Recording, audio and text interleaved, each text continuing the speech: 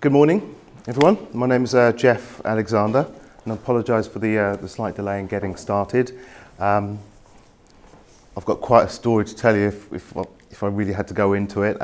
Started with getting a coach from London at 11 p.m. last night, so I've had a lot of fun already, but I won't bore you with that.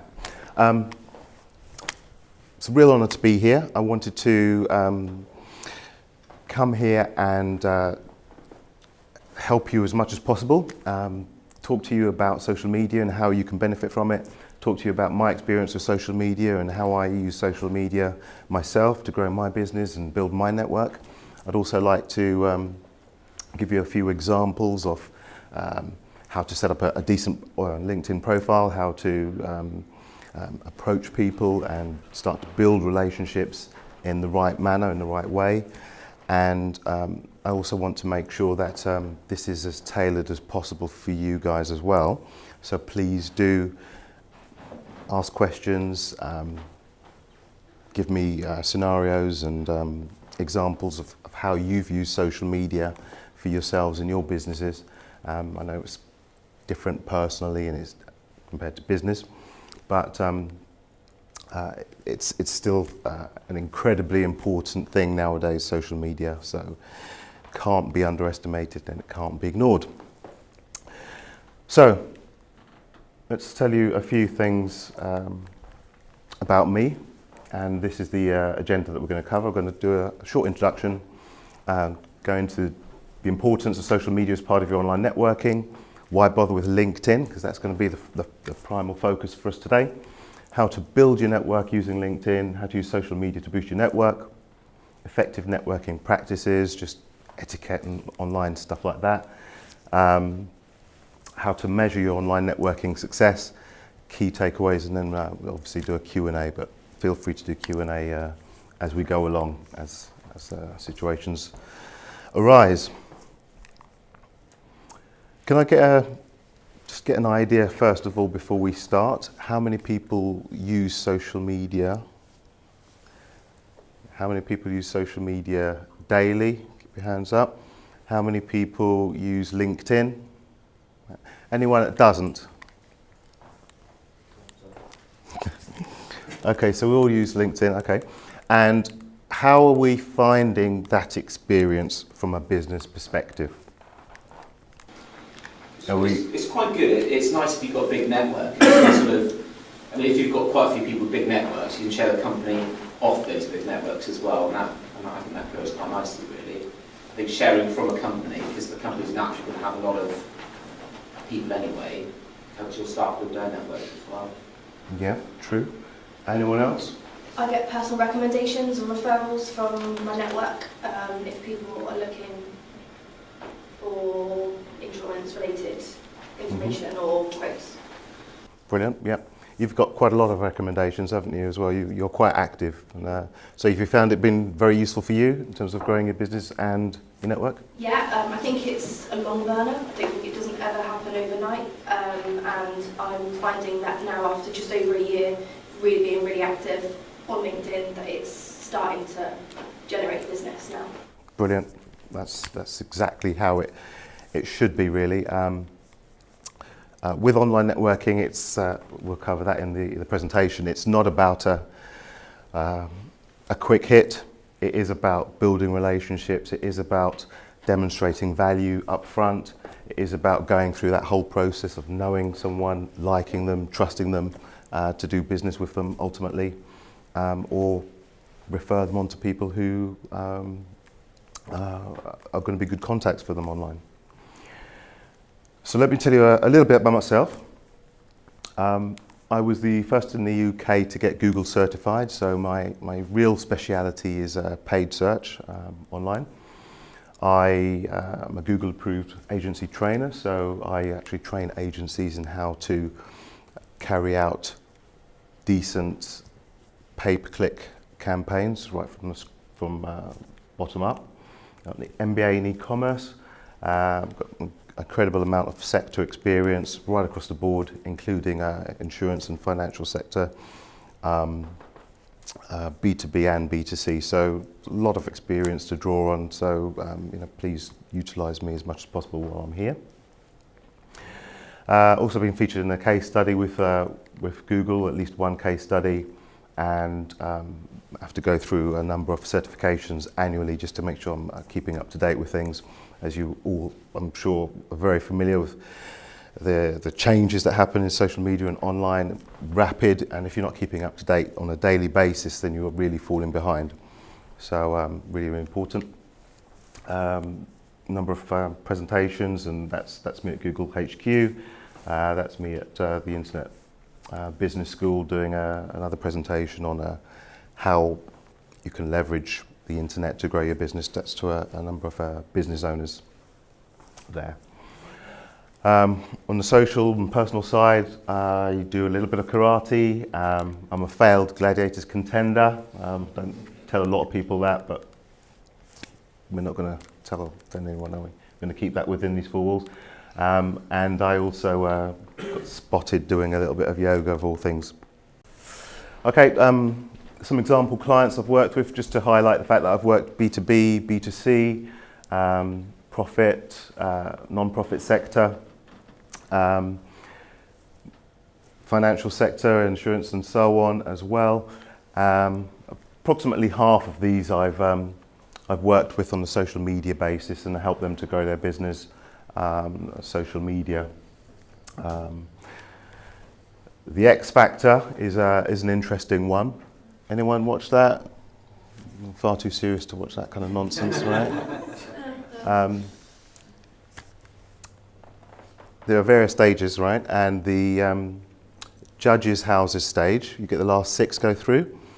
I got contacted by someone in the US, the US version of the X Factor, and they wanted some help with their social media and their online visibility. And I said, great, wow, I'm pleased to hear from you, how can I help? So they said, well, they've got a little bit of negative publicity and they are looking to bury that with more positive news and information and articles and so on. So actually transpired that this particular singer had been referred to me by a friend of hers called Shari Headley. Anyone heard of Shari Headley? No? Anyone seen Coming to America? Yeah? Princess of Zamunda? Yeah, that's Shari Headley. So she was following me on Twitter and she referred this singer to me to help out with social media. Now, I hadn't been following Shari Headley, so she had just been following me randomly and she'd spotted me and she said, go to this guy, he can help. So that's just a random example of what can happen over time if you're active on social media and you're putting out content and you're engaging, generally speaking, and so on. So there's a lot more to that story, but it's just a quick example. Also done some work with Fitness First and Plutus Wealth Management as well in the city in London, and consulted them really on their whole strategy for what they're doing online. So it does need to be looked at as a whole. It needs to be looked at holistically, and you need to have a strategy because you can't look at any one aspect of online marketing in isolation. Okay, so for the people in the room who are using social media in a business perspective, are you using that as part of what you do online for the company, or are you doing that just focusing pretty much on that? Does that make sense? I think it's just part and parcel. It's just like keeping your online presence.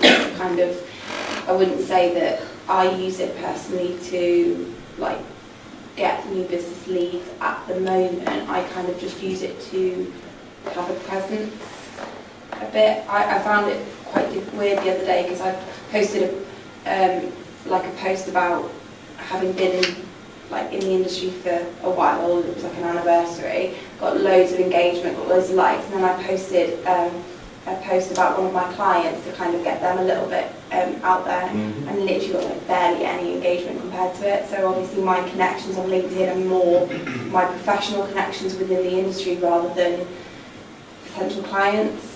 I think I need to find the balance between that maybe. Okay. And do you have many followers? I think I've got 300, like just over 300 connections on LinkedIn. I think it's like 330 odd. I think it is mainly within like the professional environment rather than potential clients, and that's where I want to try and get. Or I do have like, I'm trying to connect with people I meet at business networking events. So like when I get their cards, I always try and add them on LinkedIn now, which I never really did before. Yeah, that should definitely be done without a question. Nowadays, tends to be more what people do than exchange business cards even. They'll typically say, are you on LinkedIn? Let me connect, and literally you'll just connect to you there and then. So I think that's something that you should make sure you do. Because once you've left a networking meeting, people will tend to go to Google and they'll literally Google you anyway. So your online presence is kind of key. In terms of engagement, you need to look at your objectives, what you're trying to achieve, and who you're actually targeting online. So it will be different if you're trying to connect with peers, and it will be different if you're trying to connect with potential customers as well. So those objectives at the top will drive down the strategy from there, if that makes sense. So we'll go into that in a little bit more detail as we speak, but thanks for that. Is there content that would be better suited to the different platforms? So I use LinkedIn rarely because I don't really, I'm not au fait with using it at all. I don't really know what benefit it can have for me, or the things like what types of things to be posting on it, if that makes sense. Yeah, sure. So for LinkedIn, I've got quite a few bullet points on that in the presentation. But again, just take a step back and think about who it is you're targeting and who's on platform. It's the biggest social media platform for professionals. So there'll be a variety of reasons that people will be on LinkedIn and will be interacting. Often it'll be business related, statistics, news, company information that people are interested in. Anything business related, compared to Twitter, which will often have similar content, but it will tend to be bite-sized and focus on specific articles, as opposed to being as content rich from a business perspective as LinkedIn. With LinkedIn, it's not as I was going to say it's not as social, but it's not as flippant, if you like. Yeah, understandably. So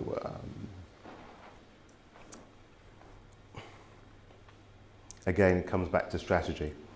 So you can take the position that you want to be seen as a content creator, or like myself, I tend to be more of a curator. So I'll think about, again, my target audience, what's of interest to them, and then I'll put out content that I think they're going to benefit from. And then that way I'll start to get more attention from them, and then they'll start to look out for my content. And then I take that as an opportunity to interact with them more. On Twitter, I did that really intensely. And with Twitter, you have the use of lists. Thank you again. With Twitter, you have the use of lists, so you can really break down and categorize the people that you're following and interacting with. And that's something that is missing, unfortunately, from LinkedIn at the moment. They used to have a a tag system that you could actually label people and just pull them up as a group. I don't know why they got rid of that. That would be a really useful thing because you can't really keep track of your contacts otherwise. It's very, very difficult. When we're talking about cultivating relationships through LinkedIn, I do tend to say to people, set up a spreadsheet in tandem with that and literally make a note of all the people that you're trying to connect with, all the companies that you're trying to connect with and interact with, and literally log when you've reached out to them. Because it is a numbers game, but you can engineer it, you can introduce an element of science to what is an art on social for LinkedIn. Yeah, does that make sense? Yeah. Importance of social media as part of your online networking in 2019. Okay, so the world is changing. It's an odd-shaped globe there, but a few statistics. Total worldwide population 7.7 billion. Internet has 4.2 billion users. There are 3.3 billion active social media users. On average, people have 5.54 social media accounts. The average daily time spent on social is 116 minutes a day, so that's just under 2 hours. Who spends more than that on a daily basis? Yeah. As part of your strategy, you can use it really constructively. I know that it's easy to get led down a black hole with one post and one link after another and funny videos and so on, especially on Facebook. But you can put into place a concerted strategy which is really productive on social media as well. You just need to kind of discipline and have that plan up front before you get stuck in and get your hands on.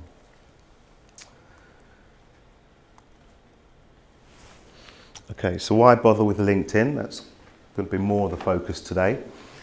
It's the #1 channel to distribute content. It drives more traffic to B2B blogs and sites than other social media platforms. It's considered the most effective social media platform for B2B lead generation. Executives rate LinkedIn high in terms of value gain from their social marketing activities. LinkedIn is the premier business platform for social selling, where you can find the exact group of people that makes up your target audience. So I think that's something to highlight at the moment, at this point as well. The fact that you can search for and select people based on their job titles and positions within an organisation is really important, and it's really, really extra useful, especially if you're using paid social. So you're probably all familiar with LinkedIn ads, or you've seen LinkedIn ads as well. And that's another rung to the online marketing ladder, if you like. So I've used paid social extremely effectively in conjunction with a non-paid strategy because I'm aware of the fact that different people are at different stages in the buying cycle.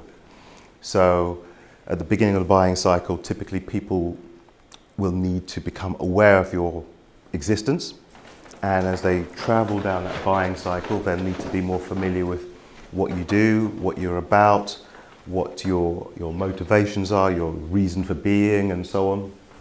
And then as they continue to travel through that customer journey, they'll then be looking at how you compare to competition, how close you are geographically to them often, and then when they're closer to making a decision, then they'll be looking at price and so on as well before ultimately engaging. So that's why you tend to need a number of touch points. Industry statistics said that it's between 7 and 11 touch points people need to have with you before they consider engaging. So that's why social media is extremely powerful at different stages in that buying cycle. Does that make sense, guys? Yeah. Any questions? Is the LinkedIn Premium worth it, do you think? I mean, is it I guess, beneficial for recruiters, but standard us, is it worth spending the splashing the cash for a premium? Who's got premium in the room? How have you found it useful? So I use Sales Navigator, so I'm able to find insights into different businesses, or if I'm not connected with someone, I'm able to message them without being connected with them. Yeah. So yeah, it's definitely good, and it's also quite good because it has your SSI on the home screen. So whereas on normal LinkedIn you have to actively go in to find out what your social selling index number is, it's there and you can kind of see your breakdown of how you're doing in terms of other people within the industry. So for me that's a real visual, so I think that's a massive point for me. And then just being able to follow the different businesses and get insights into the different businesses, changes of staff in the businesses. So kind of can use that as your kind of market research almost into somebody. Yeah, brilliant. So that's a great answer. The ability to kind of get notifications when there are changes and so on is really useful. And if you are being really proactive with following up your leads, chasing your leads and wanting to make contact with kind of key people that might not be within your immediate kind of circle that you can't get initial introductions to, then that's where it comes into the fore really. I tend to use it free for a month and then come out of it and so on. When I'm going forward with a push, implementing a real push for things. Suppose I've got a targeted sector approach. I'll get my list of companies that I want to work with and individuals I want to reach out to, and then I'll sign up and I'll go for it and I'll do that. So again, there's a place for it, but you need to be very clear again in terms of the strategy that you've got. I will always talk about strategy and bang on about that and repeat that, but it really does give you direction. Yeah. Geoff, with Twitter you've got sort of TweetDeck. I've not really tried it. Is there any third-party applications that we can use LinkedIn through to sort of help it out a bit more, or is it fairly standard? Yeah, great question again. I personally use Hootsuite, which is really good. I know people use Buffer and so on as well. And those tools are, and I've got hundreds of tabs open. Those tools are really useful. They've got a place because if you can leverage all your online activity, or as much of it as possible, then you should do that. But because of the personal nature of it, then you still have to make sure that you are, interacting and you've got your personal responses and shout outs and things like that, just to kind of let people know you're active and you're online. But TweetDeck I initially started using, then I moved to Hootsuite. So I use Hootsuite for periodic scheduled posts. I use Hootsuite to see, at a glance who's mentioned me, and I also send out like group messages as well. And that seems to be a virtuous cycle because other people do that as well. And again, I'm using Twitter as an example because I use it really intensely. I use the lists within Twitter, all the areas that I touch, for example, Google Ads, social media, video ads, display, e-commerce, all of those areas. I went through to find out who the key influencers were, and then I created lists for them. So I would recommend that you guys do that too. Have a think about who it is you want to reach out to. Then get a list together, put them on a spreadsheet, and systematically work through reaching out to them. And the best way to do that really is to lead with value. So for example, you guys have all just connected with me. If you've put accompanied that invite with a line of something, then it's going to get my attention more, because there are hundreds and hundreds of people sending me requests to connect on LinkedIn, and it's all just a blur. But occasionally I'll get people that will say, "Oh, hi Geoff, I noticed we've got a bunch of connections in common. You know, let's connect to see how we can help each other." That will get my attention more than someone that just, you know, sends a connect request through. There are also other examples of really good approaches that people have made to me. So, for example, a couple of days ago, someone sent me a message and they said, "Hi Geoff, I've seen that you're really active on social media. I've recommended you, or I've endorsed you for these skills as a result. I do this, and I can help you potentially by doing this and this." And so that's obviously going to get my attention, because it shows that there's a little bit more effort made on his part to connect. And so if you can be creative and think about that kind of approach for yourselves as well, then that's going to make a big, big difference for you. Yeah?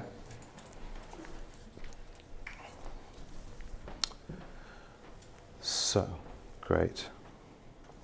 Okay, thank you. I'm going to try this gingerly. So does that make sense, what I've just said? Because it's quite important. Probably worth writing down if you've not written it down. So the top level, objectives, smart objectives. Yeah, we know what smart objectives are. What are they? Specific, measurable, achievable, relatable, Okay. What's your name? Joe. Okay, cool, Joe. Exactly. So get your objectives right at the top, because that will give you direction, and it will make you a lot more productive the time that you do spend on social media. Are there any other tools that people use, by the way, in their social media?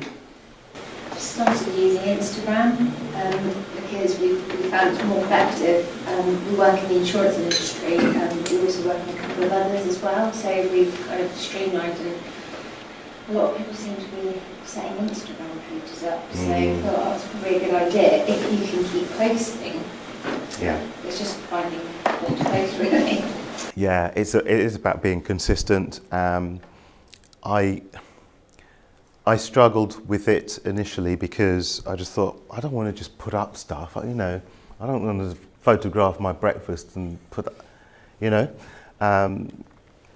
but I've changed my thinking a little bit on this, and the fact that you're able to put something up which may be 80% perfect, as opposed to putting something 100% up, which you think is going to be of utmost value to the key person, but only putting that up once a week or once every 2 weeks.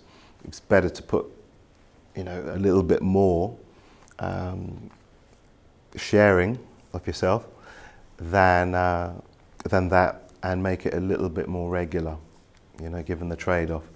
It is about being consistent, you're right, but being the nature of what it is, being social media, people are crying out for authenticity. They're crying out for, that personality, because at the end of the day, people do business with people.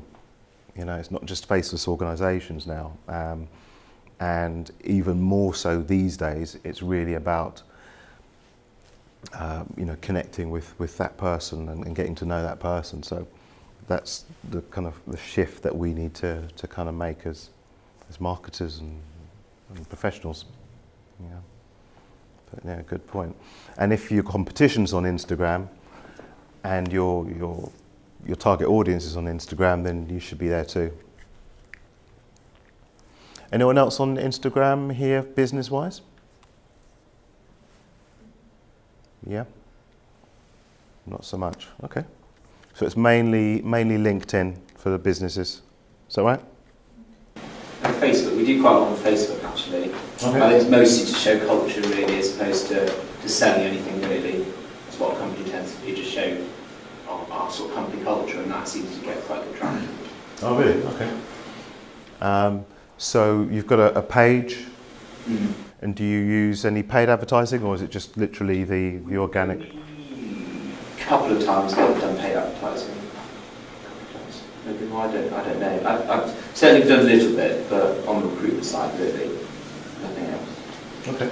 And have you got the reviews active on the page as well for the company? Yeah, the problem is for us is that we're both a local business and we're also customers as well, so we work on behalf of big insurance companies. We're quite bound by some customers recognise us as claims consortium group as a claims handling service. And of course, you only put on reviews if you're very unhappy or very, very happy. So we've had a couple of, I think we're down to 3 stars, but 8 reviews or something like that. We have emailed out to say, oh, come on, on Facebook, if you could say that we're a great recruiter or great employee, fantastic. But ex-employees as well will find your page and somebody, say how bad you are. Somebody set it up for their man, their 2 cats as well. So we had one person set it up, and they set up a page for the cats as well. So we had 3 bad reviews from one person. Oh, wow. Yeah, one person and their 2 cats. I'm not. Do you find it get a lot of claims from cats, or just? Yeah. But, yeah. Pet insurance. Yeah, that is a bit of a problem. Reviews are increasingly important, and so it is really important to court those reviews.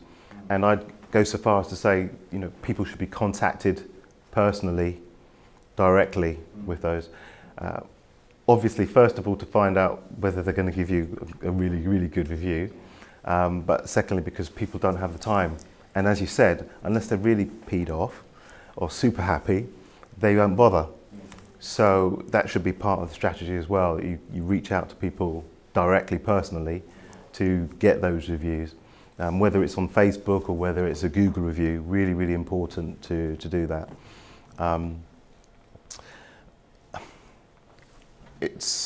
don't know how much of a problem it is in the insurance and financial sector compared to travel. Travel, obviously, it's imperative.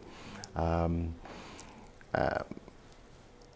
there's got problems as well with people leaving negative reviews for competitors and things like that.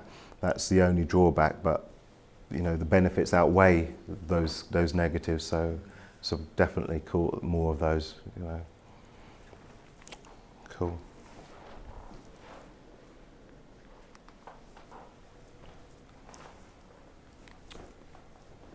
Okay. So, why bother with LinkedIn? These are the typical things that people have used LinkedIn for historically. Putting up your CV, applying for jobs, connecting with old colleagues, recruiting employees, and selling where you can find an exact group of people that makes up your target audience. Professionals also use LinkedIn for industry news, expert advice, career training, peer insights and recommendations, content publishing by LinkedIn's influencers. Who looks at the LinkedIn daily? Do you see that? No? It's 1 or 2 people. Okay, so LinkedIn publish, just a roundup of the main news on a daily basis. So that's one of the things that I look out for as well. It's general news, but it's still useful. And on LinkedIn, in the same way that is commonly done on Facebook, people will look for recommendations. They'll ask for their contacts for people that they know who do certain things or have certain skills in the same way. So that's really, really important on LinkedIn. So how to build your network using LinkedIn. 1, create a plan. Set smart objectives. Focus your strategy. And get to work. So if I can just expand a little bit on this. We've spoken about objectives, really, really important. Who you want to reach and obviously where they are. We really need to go into deep diving into who we want to target. So you're familiar with the term avatars, right? I'm assuming, yep. So that's your ideal customer. What do they look like? Or your ideal target contact? What do they look like? Not only what do they look like, what do they do? Where do they go? Socially, what do they eat? Literally knowing as much as possible about them. You've got to know their points of pain, what their challenges are, what their issues are, and what solutions you will have for those points of pain. Does that make sense? So the better able you are to define your target audience along those lines, the better position you're going to be in to ultimately do business with them. Okay.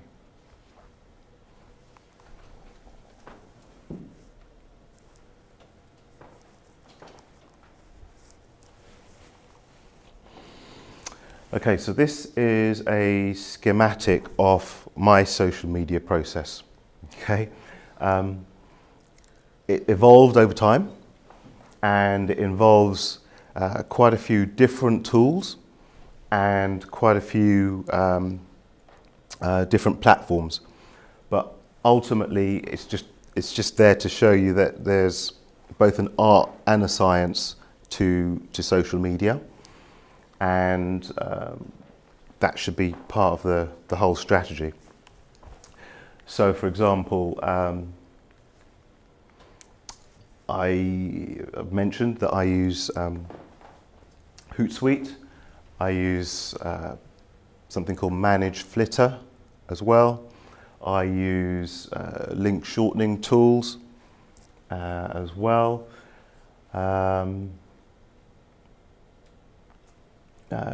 Other tools to help me kind of message to certain groups of people as well. I have certain types of messages I send out at different times of the day and different days of the week. So I'll tend to increase my social posts on a weekend and sometimes in the evenings. During the day, it'll tend to be useful business content that will go out to people that I'm sending information to. I'll also be able to see who the key influencers are and how active people are as well. So the more active they are, the more influential they are. If I'm interacting with them, then I'll kind of get a benefit from that, a halo effect. So I'll take extra time to read their posts, for example, and I'll comment constructively on those posts rather than just like, and that gets me more visibility as well. And that can be done across all platforms. And I actively de-weed my followers as well. So on Twitter, that people that don't have a picture, for example, I'll get rid of them. People that haven't been active in the last month, get rid of them.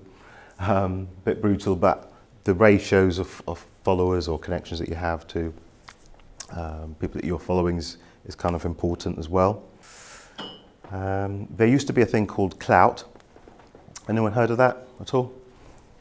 Yeah, Clout with a K, and that allowed you to see what your score was across all social media platforms together, and you could also see what other people's were as well. So that would give you an indication of how active they are, how many followers they have, but not only that, more importantly, how engaged their followers are, because you can have thousands of followers. It doesn't mean any of it's going to turn into business, right? So it's important to see how engaged the followers are, and then you can develop from there in terms of the business relationship, and ultimately generate leads through that process, and ultimately sales. So, who in the room has a form of social media strategy, a documented strategy in place? Okay, great. Do you mind sharing a little bit about that? Yeah, so we have different Twitter pages, we have, like we work with different associations, so we work with dentists, doctors, vets, so we have one Twitter page just for vets, one Twitter page just for doctors, so they're not seeing content that isn't relevant to them. So our social media plan outlines what we're going to post when and who it's going to target and what messages we're going to send out, stuff like that. It's more advice-based though, it's not really about generating leads, it's more linking them to pages on our website where we've written blogs or articles or something like that. Okay, great. And is the traffic tracked on the site, the landing pages as well? Okay, great. And then how much detail do you go into? Do you look at the time on site and which pages and where they click and so on as well? We look at bounce rates and stuff like that. Okay, great. So it's good. So more people should have that kind of social media strategy in place, because it'll make your life a lot easier. Your time will be more productive, and it will help to actually generate leads as well. Because I'm sure that you've got people that are looking for your content and looking for your posts, and the fact that you've got it really specifically targeted to those sectors as well. You know, that's great, because it's all about making those people feel loved.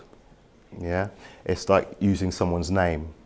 You know, they feel that you're talking directly to them, so that's really good, really important.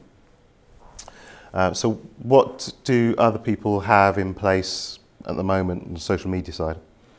We have a plan in place, and we look at on our Facebook and what we post. So for a while we were posting a lot of fluffy stuff like us, you know, and then we kind of realised, well, you know, and on LinkedIn you can't post the same sorts of things. So we're like take it in turns to kind of, we used Hootsuite.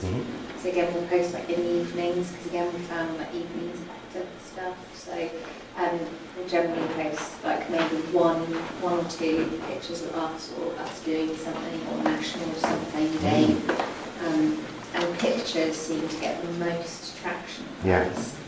So we kind of work with that and then make the content as relevant as possible to the audiences. But yeah, it's just finding it sometimes. Yeah, brilliant. And do you have a channel as well on YouTube? No? Yeah. Do you have a... Yeah. Okay. We don't use it very much, but we've made our own videos that we share, like infographic videos. Okay. Great, yeah. And that's a good point actually, because a lot of people haven't embarked on the video route because they feel that they're going to have to be in front of camera and that, you know, it's not something they're comfortable with. But actually you don't have to sit in front of a camera to be on video. You can create videos which are slideshows.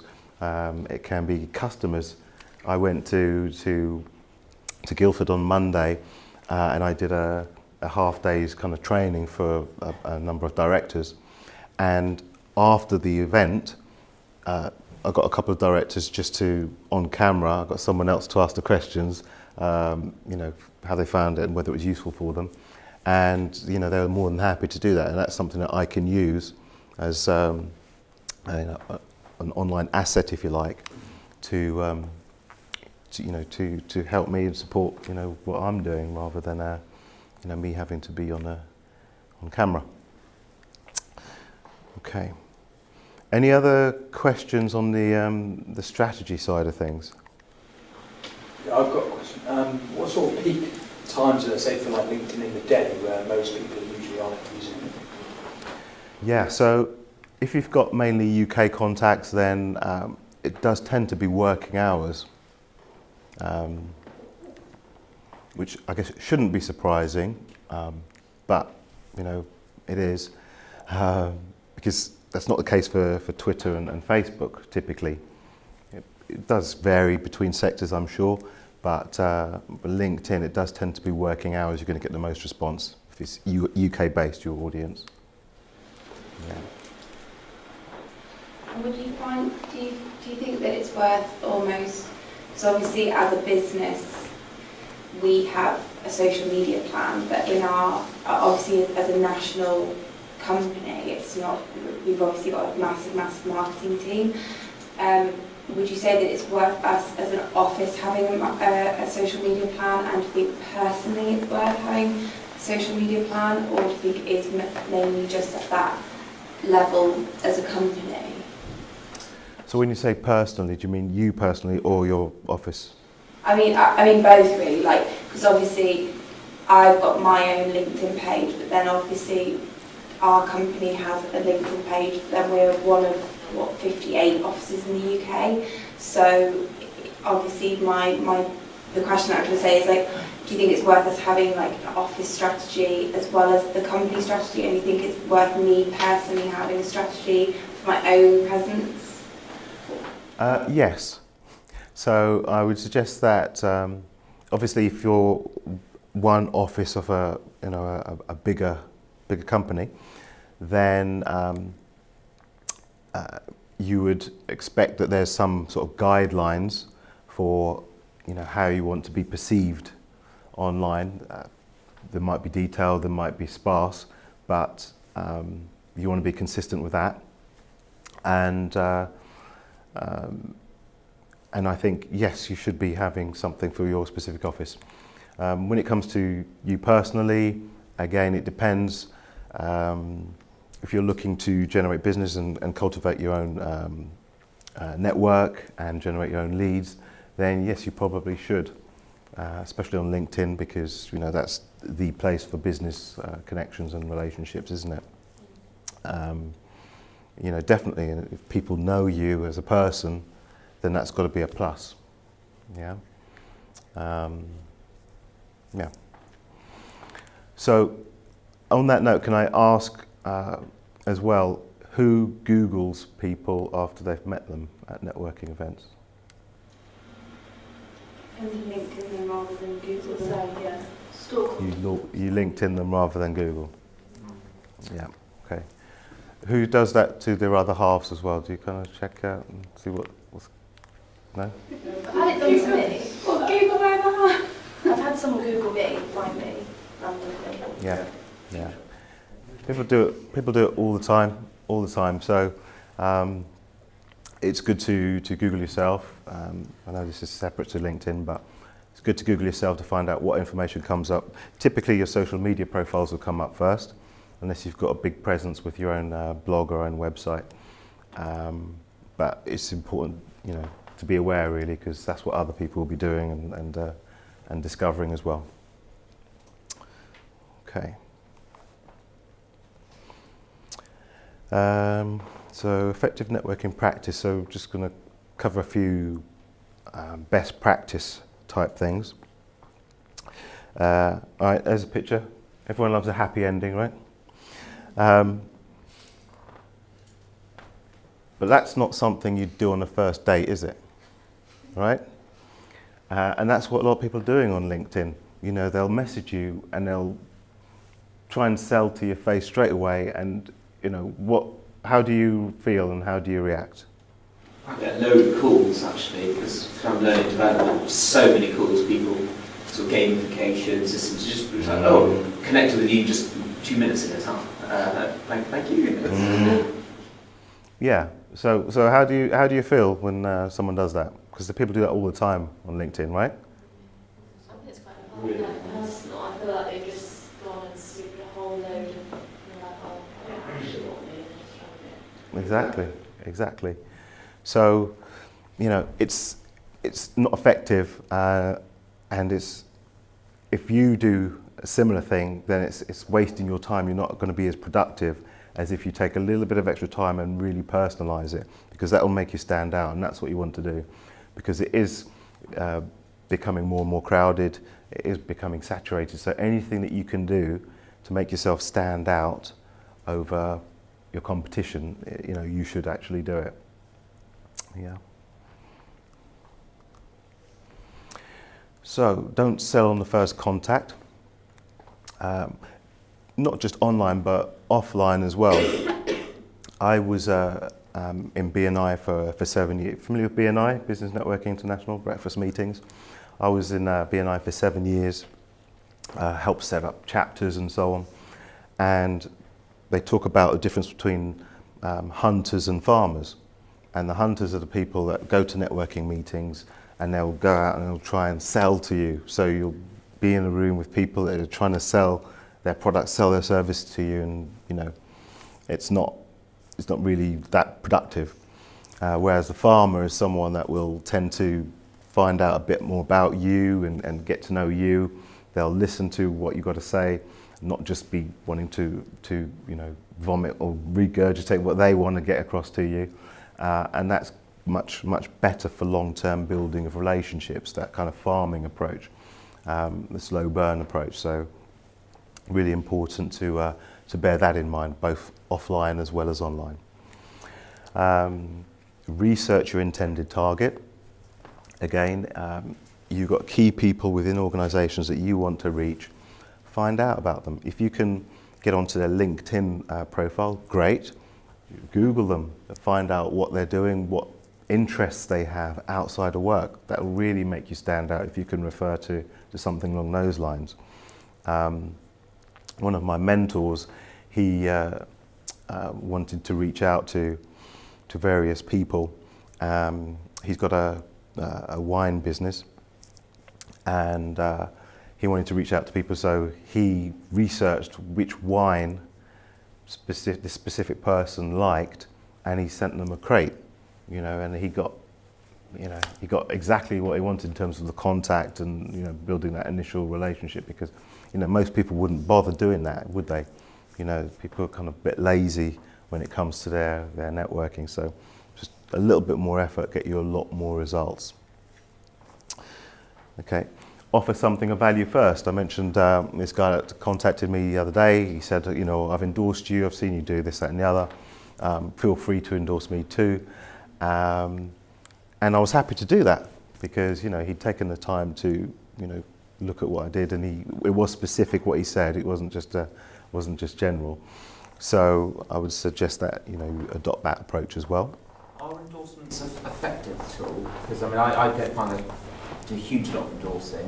Would you recommend we do it and help each other with it? Yeah, it's something that you can do. The recommendations obviously are a lot more detailed, so they're probably, you know, because they're more content rich, even better. But it's certainly something you can do. You know, there's certain things that you can do, like the endorsements, recommendations, comment positively on posts that they make as well. You know, tell people that you've recommended them to other people and so on. So all of those things are making you stand out. And in particular, if you're reaching out to people that are busy and bombarded daily with lots of messages and so on anyway, it's going to make you stand out. So that's key. You know, so I don't mind repeating that a couple of times, right? So no good. Okay, I mentioned a little while ago that there was something called Clout with a K, and that gave you a good indication of how you were performing across social media platforms. That's been replaced, and there's less attention kind of given to that nowadays. But LinkedIn have something called your social selling index, which has been mentioned earlier on. How many people in the room are aware of their social selling index number? Okay. All right, so it's just a couple of people. So I suggest that you go to, I haven't got a link there, but if you go to Google and look for SSI LinkedIn, or Social Selling Index on LinkedIn, you'll be able to see what your score is, and it'll be quite useful for you.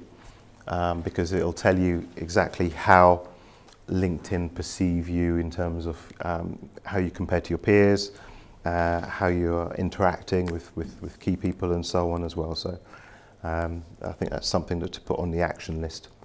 If you're, just a tip that we found out the other day, if you were on your LinkedIn homepage, and at the end of the URL at the top it says .com, if you then put /sales/SSI, it will bring up a page straight away.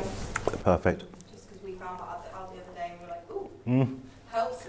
Great, thank you. Everyone get that? Okay, cool. Right.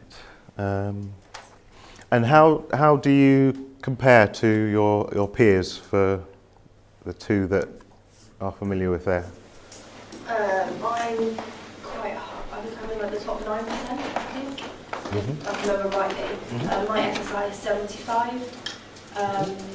And so, like, obviously with the 4 categories, my building relationships is like the highest it can be. Brilliant. So it gives you quite an insight as to how you can improve your perception and how people perceive you by using the different categories and how you interact, like you say, whether you're commenting on other people's, you know, profiles and putting something more, you know, better than interesting, which I see a lot of people just do just so that they can comment on, like, some of, like, say, the influencers' pages. They'll put a pointless comment on there just to get their profile seen. You know, I'll only comment on something if I think it's really genuinely what I would want to comment on.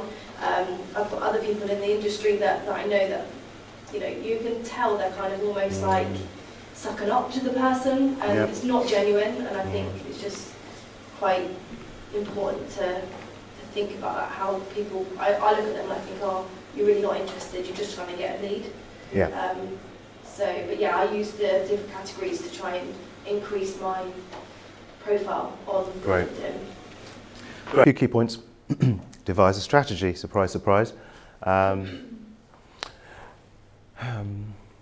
Make sure you're using LinkedIn as an integral part of your networking.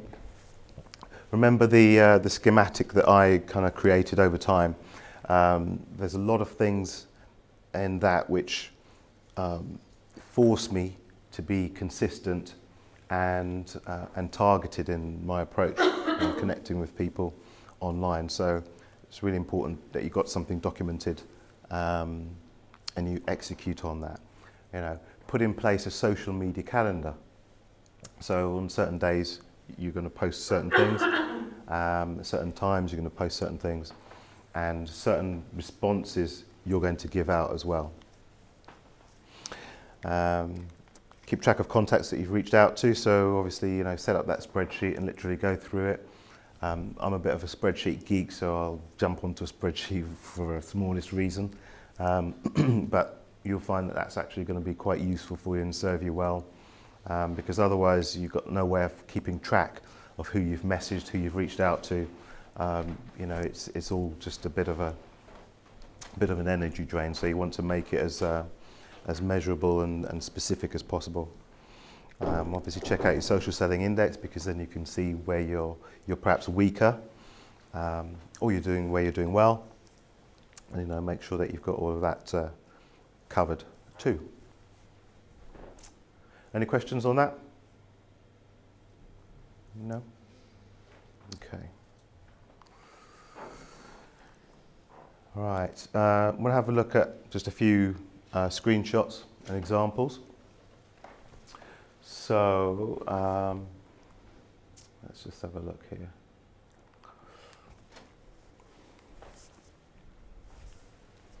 Can't quite see that in a lot of detail, but this is an example of someone that sent me a connection request.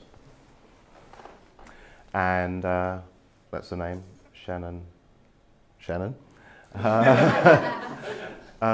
But that's what she's got in her summary field at the top there, okay?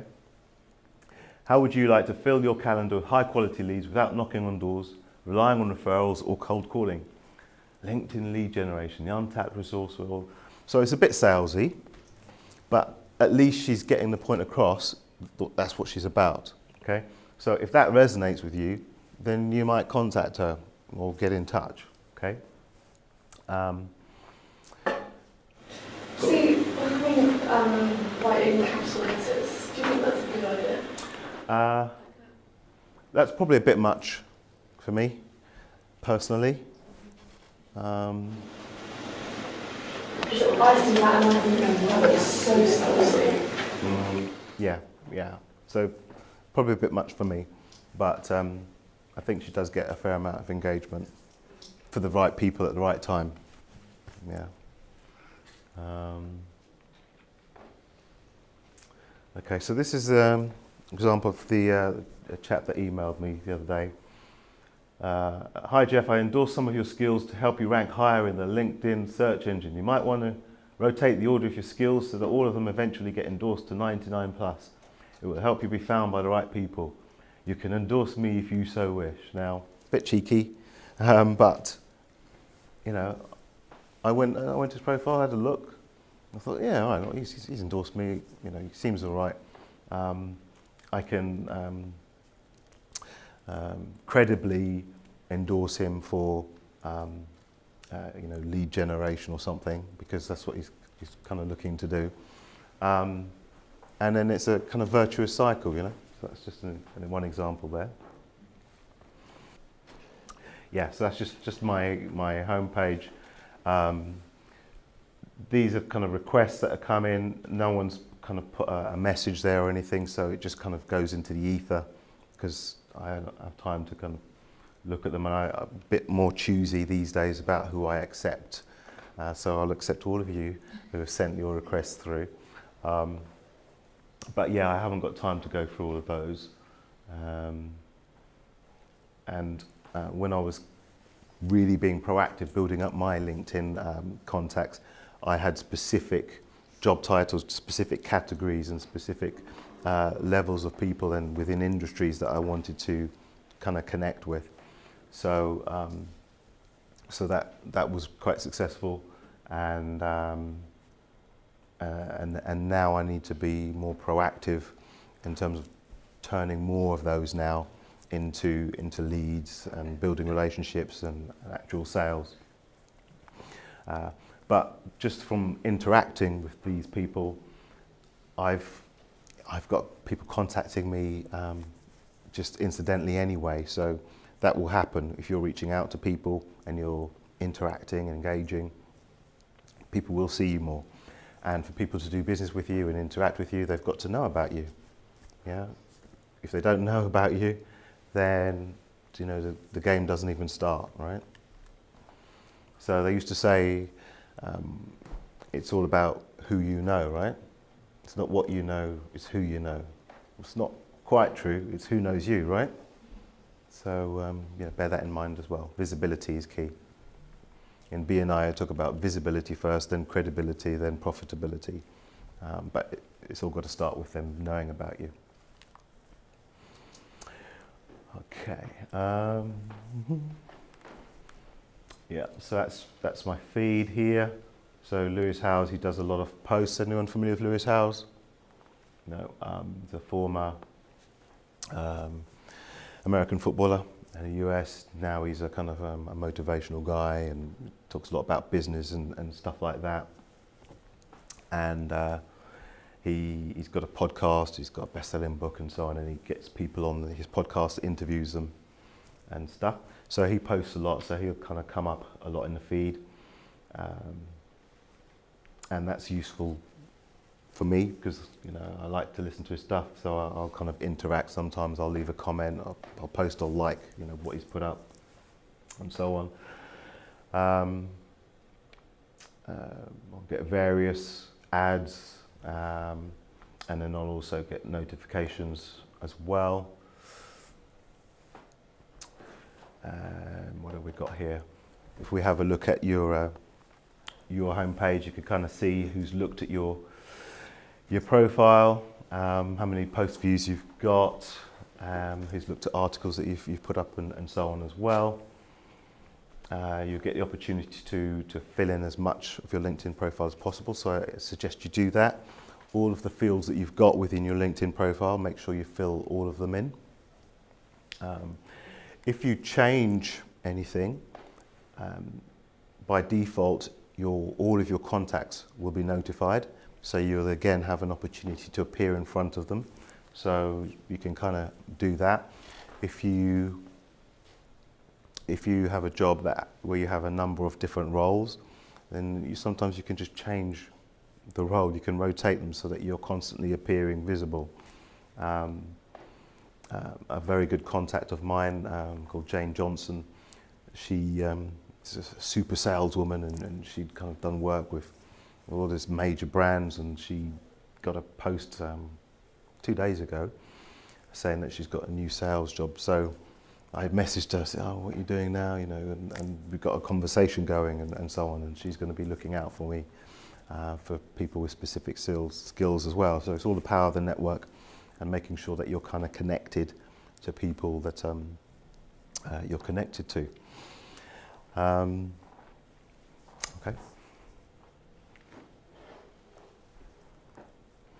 So that's my social selling. So you beat me. I just had another look, and I'm top 1% in the SSI, industry SSI rank, and top 3% in network SSI rank. What's your number? 75. There you go, brilliant. So that's what it looks like. Use it as a piece of interest, and also use it to help steer your strategy as well. So the 4 sections are, if you're not familiar, establishing your professional brand, finding the right people, engaging with insights, building relationships. So engaging with insights and finding the right people, those are 2 areas that you're really doing a lot on, especially if you're using the Sales Navigator, right? So I think that makes a big difference too if you're using one of those paid aspects as well. So bear all of that in mind. We have within our company as well, we have actually got a table of, so there's 30 of us or 25 of us that have got Sales Navigator. We actually use it as a, what's the word? It's like a dashboard. A dashboard within the company, and Like a leaderboard, that's it. Yeah. Oh, okay. So it kind of gets a bit of competition between us as right, well. that's good, yeah. There's like one particular person that I never want him to beat me.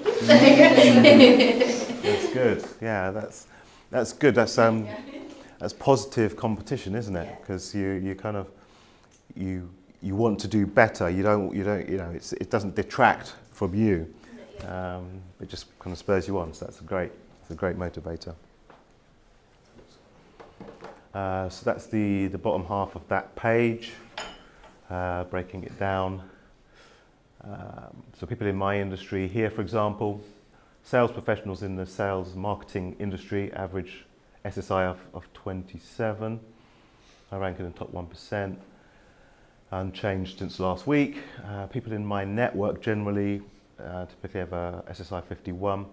Top 6% has dropped since last week. And I think it's done updated on a daily basis, isn't it?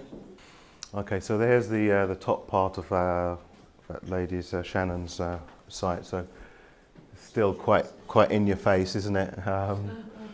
It's probably at that end of the continuum, and she's American, so you'd expect probably a little bit more of a salesy approach. But yes, it is highlighting the fact that you can use the cover image to put whatever you like up. So most people have photos. I will typically have me at an event or something, doing something. But you can have messages, you can have all sorts of things up there as well. Okay. Anyone got any questions on the SSI side of things? No? To get it up, is it really just being more engaged and kind of obviously engaging with posts and connecting, and I guess that's just how you get it up? Exactly. You will be able to influence that score if you are on one of the paid tiers for LinkedIn, and in particular kind of these 2 areas as well. So again, comes back to objectives and your strategy, how you do that, whether that's part of the company, because you wouldn't really want to be paying for it if you're working on the company account, for example, I imagine. So it'd be good to kind of get the company on board and kind of get the benefits across to them of you being more active, which means you're more visible, which means you're more likely to connect and engage with the key people that you want to reach out to. Yeah. So again, objectives and strategy, and just make sure you've got your avatar really, really ultra clear. Your target audience.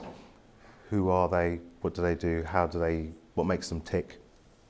Because that's going to allow you to engage with them in a more meaningful way. Yeah. When you were building your profile on LinkedIn, did you accept people who just seems pretty random, say they're from a country or something like that? Did you accept those people who they're not fitting in your avatar, but they're trying to connect with you? Some, yeah.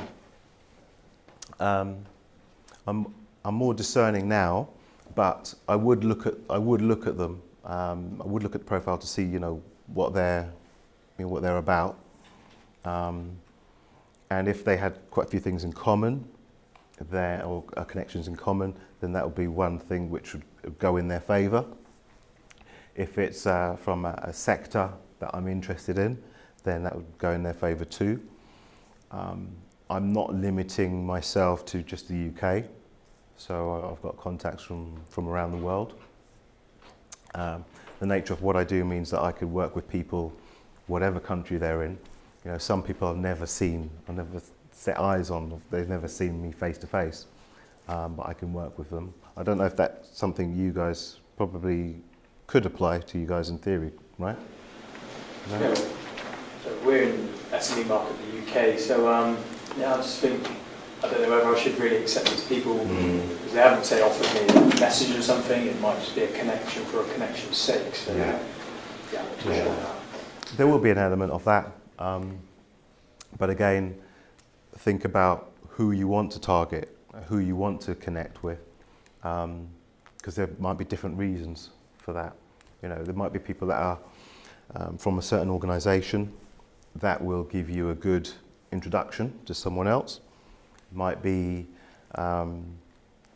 people that you kind of consider peers, but not necessarily direct competitors that you might want to kind of connect with too.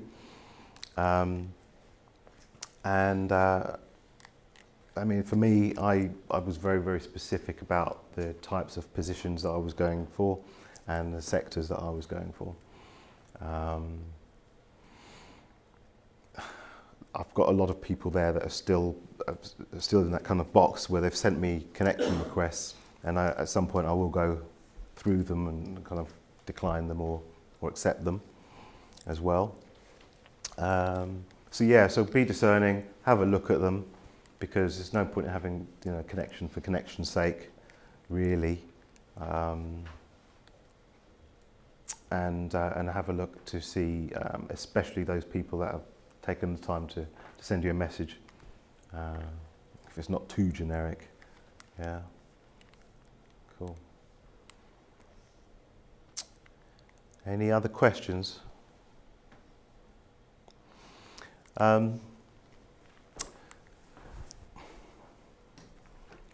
Have you found this useful? Yeah? Because I feel it was a little bit disjointed, and I'd like to kind of make sure that you guys go away with things that you can put into place, you know, literally today. Yeah? So has everyone got something they can put in place today? Yeah, I see some hands. Okay, all right, that's good. That's good. Any other questions? Because I've covered the general points that I wanted to cover, and I think, short of, you know, giving you step by step for specific things within LinkedIn, there's not a lot more I can add to that at this point. How do you get people out? How do you get people on things? Because in our company we've got about 250, and probably a good 150 of those aren't on LinkedIn. How would you sort of advertise LinkedIn as the platform of choice for them to get on and working on it? Do you have any sort of techniques that you use? So you're talking about employees? Yeah, employees. I also work with a lot of young people as well, so getting them started on that business journey. Younger than you guys, you mean? Yes, yes. Well, I'm in 18, so yeah, 16, 17-year-olds. Yeah. Yeah, they've just got to see the benefits, really, or just help them to see the benefits. They're probably on Instagram or Facebook, I imagine, anyway. This is kind of is an extension of that, but it's obviously got more of a business angle, business focus. So if you can, get it across to them that could be a career enhancing step for them to do that, then they'll start to lean towards that and get them to adopt it. When I first joined LinkedIn years ago, it was very much just business related, I could say for CVs and things like that. But I think there is now a massive part of the social aspect to it. It's like you said, people by people, and you can have a profile online, and if you're only posting about work-related things, they don't get to know you as a person. And whilst, you don't want to be posting your breakfast every day for everyone to see, it's really good for people to have an insight into you as a person. And I think with maybe the younger people, they probably don't realise that about LinkedIn. And some people say it's becoming too much like Facebook, but I don't know, I still think there's a really, it's still a professional platform, it's still got that professional element to it, rather than Facebook. And I think if you can't really make someone want to use it, but I think, say, once they know the benefits, I really enjoy using it. And if I don't go on for a couple of days, which never happens, I get FOMO. What am I missing out on? What do I need to know? So it's just kind of, people have that kind of feeling about it, and they'll just naturally use it anyway. So. Great. You're all still wide awake and bright-eyed and bushy-tailed on a Friday at lunchtime, so that's a winner for me. Have you all found it useful and got some value out of it? Brilliant. Thanks a lot. Well, I appreciate your time and patience, and hopefully I'll be connecting with you guys online a little bit more. Okay? All right, great. Cheers, guys.